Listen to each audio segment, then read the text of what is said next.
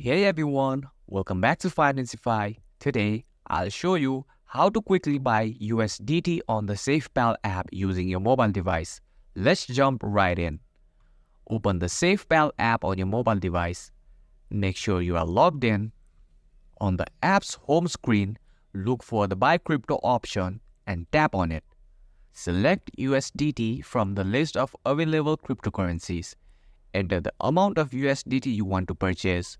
Select your payment method, that is credit card, bank transfers, etc. Note that different payment methods may have different fees and processing times.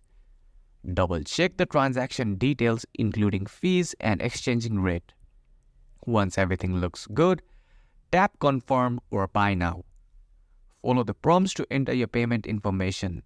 And depending on the payment method, you may need to verify the transaction through a one-time passcode or mobile banking app. After completing the payment, the USDT should appear in your Safepal wallet within a few minutes. Go to the Assets tab to verify the balance update. And that's it. You have successfully purchased USDT on Safepal. If you found this guide helpful, don't forget to like, subscribe, and hit the notification bell for more quick tutorials. Thanks for watching, and I'll see you in the next video.